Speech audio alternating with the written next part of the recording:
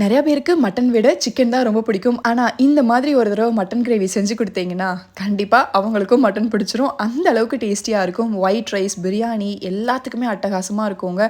அதுவும் குக்கர்ல சட்டுன்னு செஞ்சிரலாம். எப்படி செய்றதுன்னு பார்த்துருவோமா? ஃபர்ஸ்ட் ஒரு குக்கர்ல 1 டேபிள் ஸ்பூன் அளவுக்கு எண்ணெய் சேர்த்துக்கோங்க.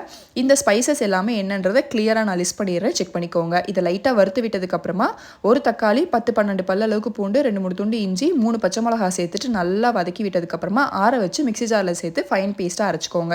அதே குக்கரில் 1 டேபிள் ஸ்பூன் எண்ணெய், 2 பிரியாணி இலை, 2 பெரிய வெங்காயத்தை நீல வாக்கில் கட் பண்ணி ஆட் பண்ணிவிட்டு உப்பு மஞ்சத்தூள் சேர்த்து வதக்கி விட்டுக்கோங்க. வெங்காயத்தை எந்த அளவுக்கு வதக்குறீங்களோ அந்த அளவுக்கு நல்லா டேஸ்ட் இருக்கும். நல்லா வதங்கி வந்ததுக்கு அப்புறமா நம்ம க்ளீன் பண்ணி வச்சிருக்கிற 1/2 கிலோ மட்டன், இது கூட உங்கள் காரத்துக்கு ஏற்ற அளவுக்கு தனி மிளகாய் தூள் சேர்த்துக்கோங்க. இது எல்லாத்தையும் நல்லா மிக்ஸ் பண்ணி விட்டதுக்கு அப்புறமா நம்ம அரைச்சி வச்சிருந்த பேஸ்ட்டு இது கூட சேர்த்துட்டு நல்லா மிக்ஸ் பண்ணி விடுங்க.